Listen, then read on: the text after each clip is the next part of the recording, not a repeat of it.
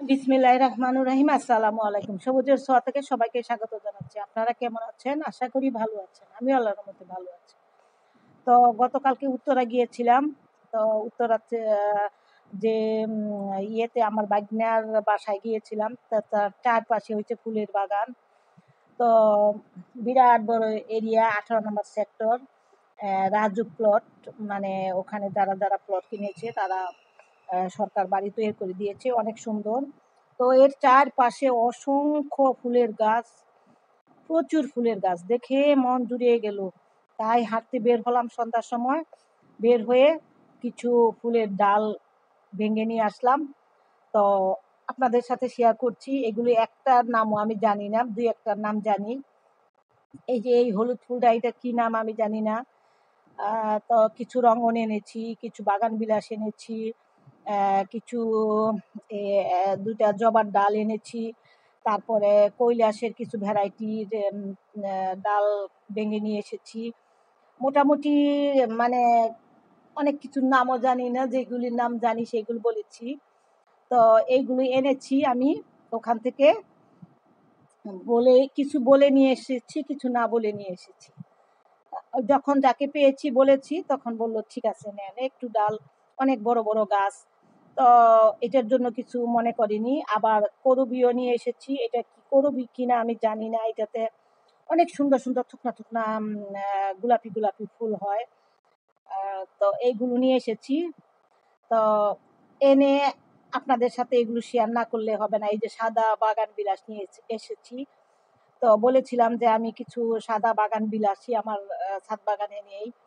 তো সেই জন্য সাদা বাগান বিলাস চলে আসতেছি এই সময় সিএনজিতে উঠেছি। তো সিএনজি ওলাকে বললাম কি, যে রাস্তায় বাগান বিলাসের ফুলগুলো দেখা যাচ্ছে, এখানে একটু থামান। থামাইছে। তারপরে আমি বলছি যে দাঁড়ান, আমি দুইটা ডাল ভেঙে নিয়ে আসি। তারপরে ওই বাগান বিলাসে দুইটা ডাল ভেঙে নিয়ে এসেছি। আর এই কাঠচাপাটা হলো লাল ফুল। আমার সাদা কাঠচাপা আছে কিন্তু লাল কাঠচাপা নাই। তো এটারও একটা ডাল ভেঙে নিয়ে এসেছি। আর এটা কি ফুল আমি জানি না, এটা করবি কিনা জানি না। আর এই যে কিছু কৈলাসের ভ্যারাইটি কৈলাস আছে আমার, কিন্তু এই ধরনের কৈলাস নাই। তো নিয়ে আসলাম।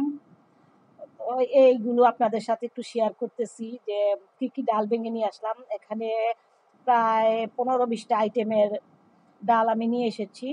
তো এগুলো বিকেলবেলা আল্লাহর রহমতে যদি সময় পাই, যদি কোথাও না যাই, তাহলে বিকালে বসাবো।